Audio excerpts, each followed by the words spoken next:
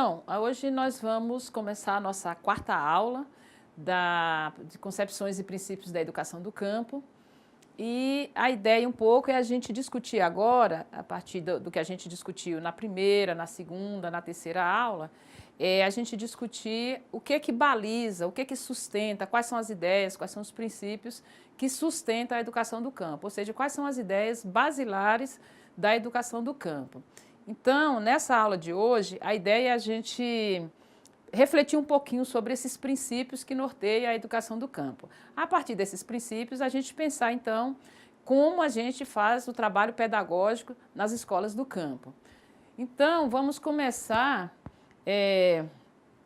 discutindo ao discutir concepções e princípios, a gente precisa pensar, então, o que é isso, né? O que é princípios, o que é concepções e tal, né? A gente tomou emprestado do professor Gaudêncio Frigoto e da Ciavata o conceito de princípios, né? Para esses autores, princípios são leis ou fundamentos gerais de uma determinada racionalidade, dos quais derivam leis, questões mais específicas, né? Um filósofo muito antigo, chamado Descartes, ele assegura que os princípios devem ter duas condições. Uma é que eles precisam ser claros, né?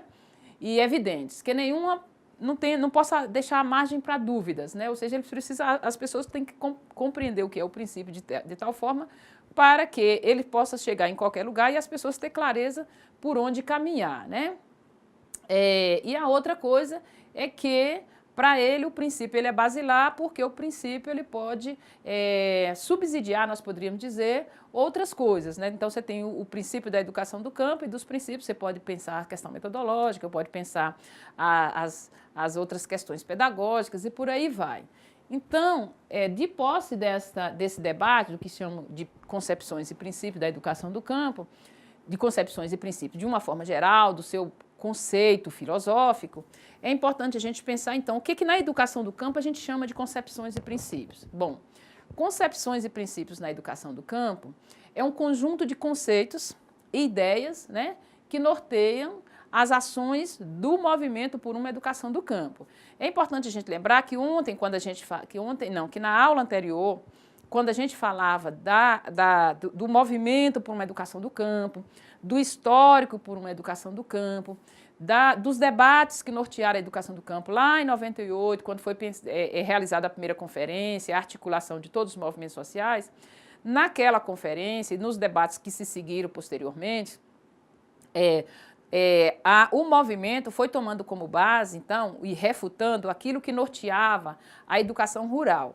E foi construindo, contrapondo o que era a educação rural, mas foi construindo uma outra perspectiva daquilo que a gente chamou de educação do campo até então, né? Então, os princípios da educação do campo, em primeiro lugar, parte de uma crítica àquilo que foi a educação rural, né? Desenvolvida no Brasil desde os anos 30 até os anos 90, né? Parte de uma crítica a esse modelo de educação, parte de uma crítica ao modelo de desenvolvimento implantado no campo brasileiro e, a partir disso, constrói uma outra perspectiva para a educação do campo, outras ideias, né, outros conceitos e para pensar a questão da educação do campo. Onde é que a educação do campo foi beber para pensar esses princípios, né? Então, as referências teóricas, aquilo que nós chamamos de ideias basilares que norteou o movimento por uma educação básica do campo, buscou-se na pedagogia do oprimido, de Paulo Freire, né, gestada lá no final dos anos 50, início dos anos 60, e depois aperfeiçoada durante as décadas de 70 e 80.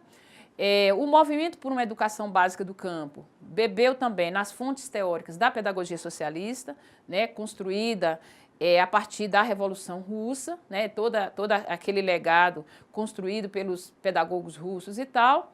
E a educação do campo também bebeu noutra fonte, que foi a pedagogia construída pelos próprios movimentos sociais, especialmente o MST, as EFAs, né? E aí, e todos os movimentos de educação de base que foi brotando da sua própria experiência ideias e conceitos que norteou todo esse legado. Então, é importante dizer que a educação do campo, ela não é a construção da educação do campo não foi algo que nós podemos ver, ela é algo novo, mas ela também se coloca como herdeira dessas ideias construídas a partir de um legado dos teóricos das classes trabalhadoras, aqueles que produziram ideias coerentes com a perspectiva que os trabalhadores pensam, que dos trabalhadores almejam, né? Então, é importante lembrar, então, que a educação do campo, aqui que nós colocamos anteriormente, que ela contrapõe aquele modelo de educação rural pensado pelas elites e que norteou toda a política de educação rural durante mais de 70 anos no Brasil. Então, é importante lembrar que, da chegada dos portugueses até os anos 30 no Brasil, nós não tivemos política nenhuma. Essas políticas começaram a chegar a partir dos anos 30 do século XX. Mas, então, quando ela chega a partir dos anos 30 do século XX, ela chega com uma concepção das elites para os trabalhadores. Então, todo esse legado, primeiro, a educação do campo, ela nega essa ideia de uma ausência de políticas públicas, por isso que a gente luta pela universalização do direito à escola, e ela contrapõe aquilo que foi política mesmo, efetivamente, e programas e projetos que foram pensados a partir de uma concepção elitista, patronal, no campo, para, então, almejar uma outra perspectiva educacional, que era a educação do campo, né? Então, a educação do campo coloca que as concepções e princípios da educação do campo norteia que o projeto educativo não deve ser construído para os trabalhadores do campo, mas deve ser pensado com os trabalhadores do campo. Ou seja, nessa perspectiva aí a gente já se coloca com uma diferença central da educação rural, que pensava a partir das elites e estendia para os trabalhadores. Não, a educação do campo, a perspectiva é pensar com os trabalhadores, ela já nasceu nessa perspectiva, ela já nasceu com os movimentos sociais, representantes dos trabalhadores, e ela avança para construção conjunta com os trabalhadores. Então, é um conselho, é uma recomendação aos professores, educadores do campo, todo mundo, que quando for pensar, então, a escola, o projeto político-pedagógico, pensar as atividades na escola, não é pensar a escola para a comunidade, é pensar junto com a comunidade, é escutar a comunidade. Quando a gente for falar das propostas pedagógicas, que vai estar na última aula, a gente vai falar um pouco disso, ou seja, como é que você constrói um projeto político-pedagógico que ela não seja só um documento, mas ele seja uma coisa viva, né, pensada juntamente com a comunidade, com os demandantes da escola, né? Então, isso já é uma indicação, né? Bom, mas os cadernos de educação do campo, da articulação por uma educação básica do campo, ela tem lá de forma bem enumerada, né? Está no caderno 1, está no caderno 2 também, quais são os princípios que norteiam a educação do campo. Então, o princípio 1, pensar, então, a educação do campo deve ser vinculada a um projeto popular de agricultura. Vocês se lembram que nós começamos essas aulas pensando, então, a formação do ser humano. A segunda aula, nós discutimos modelos de desenvolvimento do campo, modelos de desenvolvimento da agricultura. Vocês vão se lembrar que a gente discutiu a questão do agronegócio, as características deles e tal. Por quê? Porque para a educação do campo, a educação não se descola do modelo de desenvolvimento ou do projeto de agricultura que a gente almeja, de que a gente pensa, né? Então, qual é o projeto de agricultura que a educação do campo defende? É um projeto de agricultura que fortaleça, né, a dimensão popular, valorize e transforme a agricultura familiar, integre a construção social de um outro projeto de desenvolvimento sustentável, né, de campo e de país. Então, o primeiro princípio que norteia a educação do campo é pensar justamente isso. A educação do campo não se desvincula do projeto de desenvolvimento da agricultura. E ela deve ser vinculada a esse projeto popular de agricultura. Não é o projeto do agronegócio, não é o projeto que quer um campo vazio, que é um campo baseado no latifúndio, que é um campo baseado na monocultura, que é um campo baseado na utilização abusiva de agrotóxicos, ou seja, o projeto popular de agricultura que nós falamos, então, é um projeto de agricultura que socializa a terra, é um projeto de agricultura que trabalha com agroecologia, é um projeto de agricultura que tenha escolas no campo, é um projeto de agricultura que respeite a cultura dos trabalhadores do campo. Então, é outro projeto de agricultura, é outra matriz que nós chamamos, outra matriz produtiva, que trabalha na perspectiva da soberania alimentar, da produção de alimentos sem agrotóxico, livre de agrotóxico, para alimentar não só os camponeses, mas alimentar toda a sociedade brasileira. Então, esse é o projeto que nós estamos chamando de projeto popular da agricultura, né? E que respeite a vida, respeite a terra, respeite as águas, respeite os sujeitos que ali vivem. Então, não é o projeto do agronegócio. O segundo princípio que a gente trabalha é que a educação do campo, ela deve identificar uma luta pelo direito de todos à educação. Ou seja, a luta dos trabalhadores do campo por políticas públicas de educação do campo, ela deve, primeiro, reconhecer já iniciativas que os trabalhadores do campo já possuem, então, de organizar suas próprias práticas educativas, mas, ao mesmo tempo, pensar e defender o direito à educação pública, gratuita e de qualidade no campo. Não, quando a gente fala de educação pública, gratuita e de qualidade, não é a escolinha cai não cai, não é estudar só até a quarta série e depois colocar as crianças num ônibus, que essas crianças somem de vista, perdem tempo em viagens. Então, quando a gente está falando assim de que nós queremos a luta pelo direito de todos à educação, é o direito de acesso e permanência, mas numa escola de qualidade, né? Então, é reconhecer o que já tem, porque, assim, em muitos assentamentos e acampamentos, muitos trabalhadores, cansados de aguardar a iniciativa do poder público, muitos deles já fazem o seu processo educativo, têm a iniciativa de fazer o seu processo educativo. Isso é importante reconhecer, mas isso não pode substituir a luta por educação pública nas áreas rurais, né? Ou seja, tanto nas áreas de assentamento, nas comunidades rurais, nos espaços de comunidades quilombolas, indígenas e tal, nos espaços de floresta e tal. Então, não sei se vocês compreenderam. Então, é importante as iniciativas? São. Então, essas iniciativas devem ser valorizadas, elas devem ser reconhecidas, né, como uma resistência, como alternativa para pensar a educação. Mas elas não podem substituir, né, isso só não basta, é necessário que a gente brigue, pressione o poder público para que ele realmente cumpra o seu dever de gestão pública e promova educação e escola no campo, né? Não nesse sentido da universalização de todos entrarem na escola. Então, o segundo princípio é esse. Ou seja, se o primeiro é a luta por um projeto popular de agricultura, o segundo é que a educação do campo não pode se cansar, né, não pode se dar por vencido na luta pelo direito à educação, de todos, não é de uns poucos, não é só das crianças, é dos jovens, é dos adultos, são dos idosos, é em todos os níveis, não é só na educação infantil, é no ensino fundamental, é no médio, é na universidade.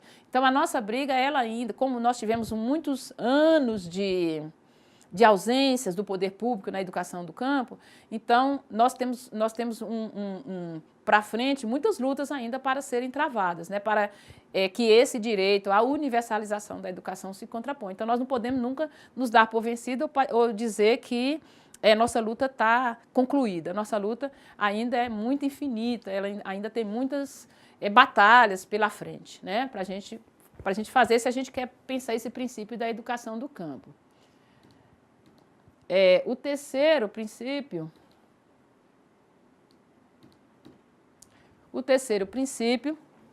é pensar a educação do campo considerando que os sujeitos da educação do campo são os sujeitos do campo, né? É importante a gente lembrar que é uma autora, uma das intelectuais referências na educação do campo, a professora Roseli Caldarte, ela coloca que os sujeitos do campo eles teimam em construir outra lógica de desenvolvimento no campo, eles buscam romper essa concepção que foi imprimida nele, que é a concepção da submissão, a condição de submissão, de desumanização, né, que os trabalhadores do campo foram submetidos ao longo de suas histórias no Brasil inteiro. Então, quando a gente pensa a educação do campo ela é prioritariamente pensada para quem é sujeito do campo. E quem é sujeito do campo hoje, né? Sujeito do campo é aquele que vive e trabalha no campo. Então, às vezes, as pessoas até moram nas periferias urbanas, mas a sua condição de existência, o seu trabalho, é o trabalho do campo. Então, provavelmente, é importante a gente considerar esse sujeito, né? É só os trabalhadores do campo, só quem está na lida dia a dia, que são assalariados? Não, são assalariados, são assentados da reforma agrária, são acampados, são os povos da floresta, são os extrativistas, né, são os indígenas. Então, esse é o sujeito da educação do campo. Então, pensar a educação do campo é o povo de terreiro, lá na Bahia tem bastante, né? Então, esse é o sujeito da educação do campo. Então, quando a gente for pensar a educação do campo, a gente não pode deixar de pensar a quem a educação do campo se destina, né? Então, isso não é só na escola lá do assentamento, é pensar, quando a gente pensa os cursos de pedagogia lá na universidade, no nosso caso, pensamos a pós-graduação.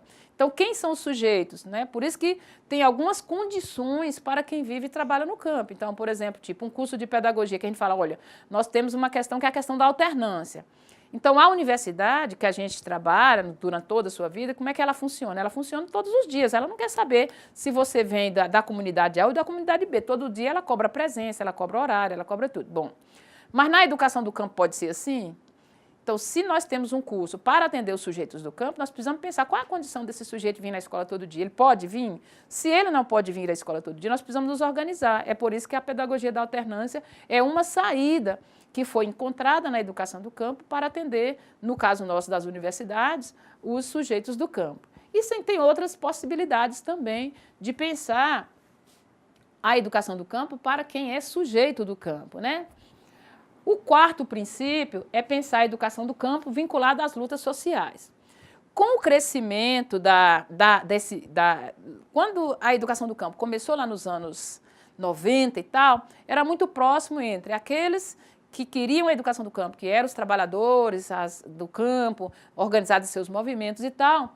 A educação do campo ela era bem vinculada, então esse princípio a gente cumpria ele tranquilamente. Bom, a partir do movimento que ela foi tomando corpo, que ela foi avançando, muitas universidades, muitos professores, muitos intelectuais, muitas prefeituras apropriaram da educação do campo e teimaram em desvincular das lutas sociais. Então é importante lembrar que um princípio ele é como uma baliza, né? O princípio é para a gente sempre olhar para ele e pensar, nós estamos nesse rumo, então um dos rumos da educação do campo é pensar de onde nasceu a educação do campo. Na aula anterior, eu dizia que a educação do campo ela é fruto das lutas dos movimentos sociais. Muito bem. Tá. Esta é a sua matriz de origem. É de lá, ela é a mãe, a luta social é a mãe da educação do campo. Então, ao pensar a educação do campo não pode se desvincular das lutas sociais do campo. Então, ela nasce colada na luta por dignidade, na luta por terra, na luta por salário. Então, ao pensar a educação do campo, a gente não pode deixar de pensar qual é o contexto a que ela se vincula, ou seja, o contexto é visto como o contexto das lutas sociais.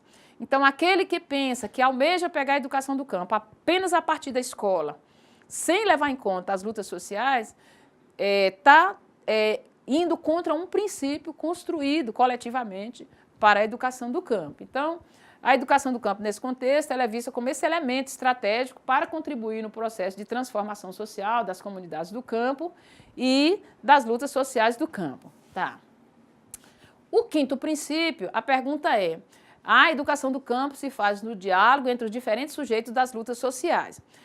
No princípio 3, nós dizíamos, quem é o sujeito da educação do campo? A gente dizia, quem é o sujeito da educação? Aquele que vive e trabalha do campo. Tá. Mas há no campo muita diversidade, né, de sujeitos do campo, né? Você vai pensar. Tá, mas tem lá muitas especificidades, mas tem algo em comum, que é o fato de ter sido excluído do direito à escola, né? Então, se nós temos especificidades e temos algo em comum, o quinto princípio assegura que a gente tem que fazer a educação do campo no diálogo entre os diferentes sujeitos das lutas sociais. Quem são esses sujeitos? Os pequenos agricultores, às vezes, têm pautas que não estão na pauta dos quilombolas. Às vezes, os assentados têm pautas que não estão na pauta dos meeiros, os boias frias, os sem terra, entre outros. Então, o pessoal de terreiro tem pautas que às vezes não está. Então, ele tem pautas diferentes, mas tem pautas comuns. Por exemplo, tipo, uma pauta comum, o que é? A questão da terra. A questão da terra é central para todos esses sujeitos do campo. a questão da escola, é central para todo mundo. Agora, o conteúdo da escola, às vezes, ele se altera. Mas isso não pode, o fato da gente ter especificidade, do boia fria ter especificidade do assentado, do quilombola, do pequeno agricultor, não pode ser motivo de divisão. Então, é pensar assim, então é preciso que esses diferentes sujeitos dialoguem para organizar os processos educativos, né? Então, observando, não deixando de respeitar a especificidade, mas também não deixar com que a especificidade seja motivo de divisão. Ao contrário, essa especificidade tem que levar esses sujeitos do campo ao diálogo, né? Então, às vezes tem lutas diferentes, demandas diferentes, mas é preciso estar atento a essas diferenças, mas, ao mesmo tempo, não deixar de encontrar rumos comuns, pautas comuns. Então, esse princípio, ele chama a atenção nossa para essa dimensão, né, de não deixar as diferenças específicas, ser motivo da divisão dos principais sujeitos do campo, né, aqueles que comumente foram explorados, na sua essência, foram explorados. Bom, o sexto princípio assegura que a educação do campo inclui a luta pela construção de escolas no campo. Por que esse princípio aparece lá nos anos 90? Esse princípio aparece por conta daquela realidade que a gente colocou ontem dos dados, né, que apareceu bastante, foi muito denunciado, que no campo não tem escola, as escolas que tinham, muitas delas eram casas velhas, armengadas, abandonadas. Então, as escolas do campo são muito precárias, né? Então, a luta da educação do campo é pensar também a luta pela construção de escolas. É aquilo que a gente colocou anteriormente. Às vezes, a gente tem iniciativa de fazer a escola embaixo do barraco, de fazer a escola embaixo da árvore, de fazer a escola às vezes na fazenda abandonada e tal, mas isso não pode, a gente não pode se encerrar aí, ou seja, a gente tem que continuar a luta pela construção de escola, e construção de escolas decentes, escolas amplas, escolas que têm espaços, escolas que as crianças possam se sentir bem, né? Estudar no campo não pode ser um motivo de sofrimento, né, para as crianças. As crianças têm que chegar no espaço, o espaço da escola, que nós falamos da infraestrutura mesmo, do espaço físico, ele precisa estar bem naquele lugar, né? A professora precisa estar bem, os assentados, os trabalhadores que ali visitam precisam estar bem, precisa ser ampla, precisa ter árvores, precisa ser bonita, né? Precisamos pensar a dimensão da estética na escola. Então, uma escola agradável, ela é bom para todo mundo, né? Por isso que há o movimento por uma educação do campo. A nossa defesa é a construção de escolas no campo, né? E não a armengação de casas velhas abandonadas e tal. E também não essa defesa de que, porque está no campo, qualquer coisa serve. Não. Os mesmos direitos que as crianças da cidade e as crianças das elites têm, nós precisamos ter também. Ou seja, uma escola decente. Por isso, então, que ter uma escola no campo de forma precária é motivo e é necessário que os professores, os assentados, os acampados, os ribeirinhos, os sujeitos do campo, de forma geral, lute, né, por construção de escolas no campo. O sétimo princípio é pensar a relação entre educação e produção da vida no campo. Não sei se vocês se lembram, mas quando a gente começou as nossas aulas de educação do campo, nós começamos por um conceito, por uma atividade fundante do ser humano. Que atividade era essa? Atividade de trabalho. Lembram disso? Então, quando a gente diz, olha, a educação do campo precisa se vincular à produção da vida no campo, em outras palavras, nós estamos dizendo, olha, a educação do campo não pode se constituir desligada do trabalho. Desligada do trabalho que se desenvolve no campo, desligada das formas como as pessoas do campo se organizam para produzir a vida, né? Então, se nós defendemos o campo para nós, a gente já colocou isso na aula 3, quando a gente discutiu a educação do campo e tal, que a defesa da educação do campo para nós é o lugar da vida, é o lugar de produção da cultura, é o lugar de produção da moradia, da educação, do lazer, né? É o lugar da relação com a terra, com a vida, com a natureza, né? Das relações que se constroem de forma solidárias. Então, essa discussão da discussão entre a relação entre trabalho e e educação, ela requer da gente uma série de coisas. Então, ela requer da gente, então, por exemplo, a dimensão do trabalho cooperativo, a dimensão do trabalho como princípio educativo para as crianças, ou seja, as crianças do campo, elas trabalham desde a infância, assim, sem pensar naquele conceito de que educação, de que a criança pode ser explorada, não é isso que nós defendemos, de que a criança do campo tem que ser explorada pelo trabalho, mas que ela deve ter uma dimensão de trabalho educativo, tanto na escola quanto na família, isso a gente defende quanto a educação do campo, né? Ou seja, a criança não pode crescer, o jovem do campo, achando que as coisas brotam do nada. Eles precisam entender que toda a vida cultural, todos os instrumentos que você tem, os artefatos que te rodeiam, são frutos do trabalho humano. E esse trabalho, ele precisa ser valorizado, ele precisa ser reconhecido, ele precisa ser aprendido, né? Ele precisa entender que a atividade é essa, né? Por isso que a produção da vida no campo, ela não pode estar desligada, né, dos processos educativos. Esse é um princípio fundamental da educação do campo. E o 8º princípio, a gente trabalha com os processos de gestão, né? Então, pensando nos processos de gestão, a educação do campo defende, então, que a gestão da escola, e isso está assegurado também nas diretrizes operacionais, que a gente vai discutir na próxima aula, tá? A gestão da escola do campo, ela precisa ter uma direção coletiva, então não vale aquela escola que a diretora é tudo, ela manda, desmanda, ela tem a chave, ela decide que dia a escola abre, ela decide o currículo, ela decide quem entra, quem sai, ela decide se bota uma bandeira do movimento social, ela decide tudo. Então, a escola do campo precisa pensar nessa dimensão da direção coletiva, é necessário que incentive a auto-organização dos estudantes, para que eles possam ser arquitetos do seu próprio destino, aprendam os processos coletivos, né? É necessário que os professores do campo criem os seus coletivos pedagógicos e tal. Aí você há de me perguntar assim, tá, professora, mas lá na escola que eu trabalho, sou eu sozinha, eu sou a professora, e lá é só uma sala, eu sou a professora da escola multisseriada, e lá não dá para fazer gestão democrática, porque eu não posso dividir com quem?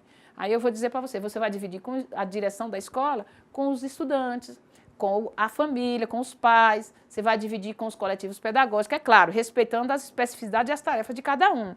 Não é que você vai dividir a aula com eles, né? A aula é sua obrigação enquanto professora, mas eu estou falando dos processos de organização e gestão da escola, né? Mesmo que ela seja uma sala de aula. Então, vamos pensar assim, tem que fazer um plantio de árvore em volta da escola. É você plantar sozinha? É você ir brigar sozinha na prefeitura? Não.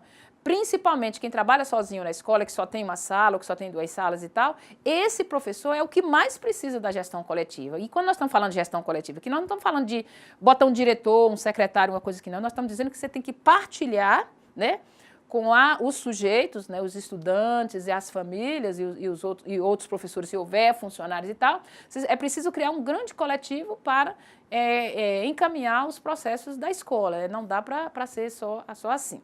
Tá, esses princípios, pensando na educação do campo, a partir desses princípios, a gente colocou alguns, aqui não são os princípios, aqui são alguns alertas, alguns cuidados, que ao longo desses anos todos, que a gente tem acompanhado a educação do campo, a gente tem observado que as pessoas, às vezes, inadvertidamente, vão propagando, vão apresentando como se eles fossem verdades. Então, nós colocamos aqui como cuidados, que é importante a gente ter quando a gente está desenvolvendo ou debatendo a questão da educação do campo. O primeiro alerta, né, a primeira questão que a gente chama a atenção é para a gente não focar a educação do campo na dicotomia rural-urbana. Quer dizer, essa rural é boa, a educação do campo é boa, a educação rural não presta. Na verdade, ou assim, porque aqui o campo só vai discutir o campo. Não. A nossa orientação é que a relação entre campo e cidade, entre o meio rural e o meio urbano, não pode tratar numa relação de dicotomias, ou seja, de espaços que um tem que aparecer em detrimento do outro. Na verdade, a nossa orientação é que se trate numa visão dialética, né, de espaços complementares, ou seja, o campo não vive sem a cidade, ao mesmo tempo que a cidade não vive sem o campo. Né? Então, são relações diferentes, mas são espaços diferenciados, cada um com sua especificidade, mas eles podem coexistir no mesmo espaço, o meio rural e o meio urbano. Quem colocou campo e cidade nessa dicotomia foram as elites, quer dizer, a cidade era boa e o campo não prestava. Mas agora a gente não pode fazer também o contrário, dizer que o campo é bom e a cidade não presta. Não, a gente tem que compreender que cada espaço desse pode coexistir e ser tratado numa relação dialética. Isso também caminha para a escola, né? Ou seja, a escola também não pode trabalhar nessa relação, lá é cidade, aqui é campo. Não, nós estamos no mesmo espaço, cada um tem uma especificidade e é necessário tratar nessa relação. Então, no campo, por exemplo, quando a gente for discutir a questão da terra, a gente vai discutir a questão imposta da terra, não é isso? Se a gente estiver na cidade também não tem problema da terra? Tem, mas não é a terra para plantar, é o solo urbano, né? É a discussão da casa, é a discussão dos terrenos, é a discussão da moradia urbana. Então, está observando que trabalhadores do campo e trabalhadores da cidade têm os mesmos problemas, embora cada um com uma especificidade. Então, o fato de estar na cidade ou de estar no campo não pode nos dividir ou colocar em espaços, nós, por exemplo, em polos opostos, né? Em polos dicotômicos, que para você elevar um, você tem que matar o outro. Não. Na relação dialética, os dois polos eles podem coexistir, às vezes de forma tensa, às vezes de forma harmônica, mas eles podem coexistir. Então, esse é um alerta muito importante para a gente pensar na educação do campo. A outra alerta que a gente faz para trabalhar a questão da educação do campo, é a gente também não dicotomizar, a gente tem que ter cuidado com essas dicotomias, né? Não dicotomizar a relação atrasado-moderno, né? Ou seja, a escola como redatora do atraso é aquela que vai levar os conhecimentos adequados ao campo, né? Em detrimento dos conhecimentos atrasados que lá vai ter. Não. E nem também a relação atrasado-moderno, como se campo é atrasado e a cidade é moderna. Nem como o campo é atrasado e a escola é moderna e a escola leva o conhecimento avançado ao campo. Então, é necessário que a gente pense, quando a gente for trabalhar essas relações, de que a escola está no lugar, ela precisa pensar uma organização dos currículos e do seu estar naquele lugar, mas ela não pode fazer isso descolada do acúmulo que as comunidades já possuem, que às vezes as elites consideram como atrasados, mas às vezes não é atrasados, às vezes ele é diferente daquilo que as elites pensam. Então, é necessário que ao debater essa relação, a gente não pode dicotomizar isso, mas discutir essas relações, a gente discutir diferentes conhecimentos, né? Níveis de conhecimentos, níveis de participação, para a gente não colocar, não excluir, né? Fazer a exclusão de um polo em detrimento do outro.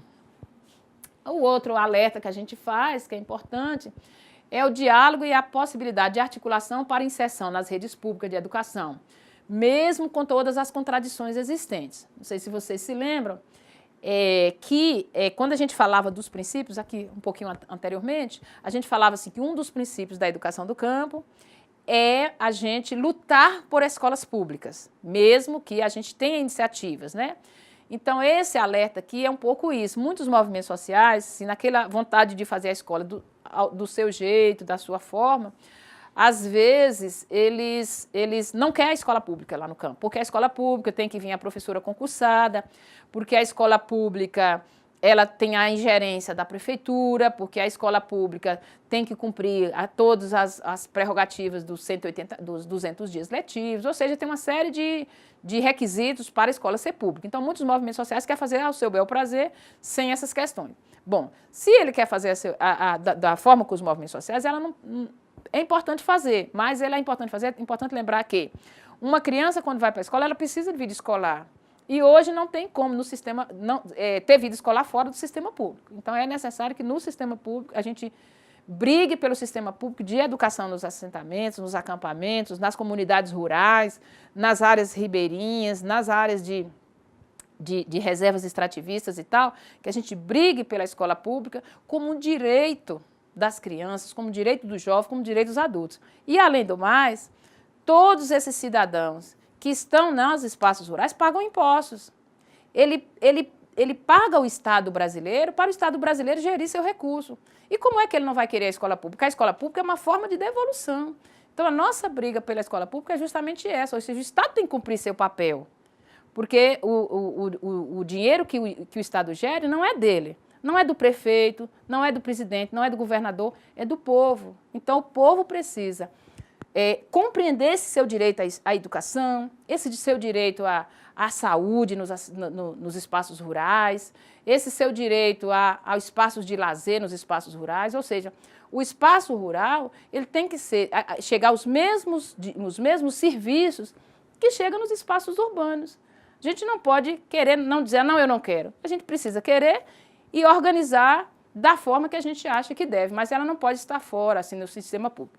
Mas você disse, mas eu preciso fazer uma escola, a gente quer fazer uma escola livre. Também pode, né? Mas essa escola livre, ela tem um foco. A escola pública, para que as crianças tenham vida escolar, os adultos e tal, ela tem outro foco. Uma não pode excluir a outra. Então, se lá no espaço rural vocês querem uma escola de formação, ela pode ter. Mas a gente não pode deixar de brigar pela chamada escola pública nesses espaços. Defendendo a escola pública. Muita contradição a escola tem, nós sabemos que tem. A gente não nega isso.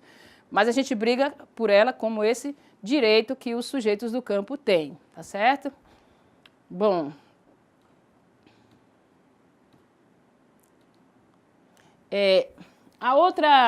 o outro alerta que a gente faz, que é importante, a gente já está caminhando para o final da aula, é o seguinte, a gente não pode, na educação do campo, negligenciar a formação dos educadores do campo. E uma formação de educador que não se desconecte das lutas sociais. Às vezes a gente acha que a briga dos trabalhadores só foi a briga pela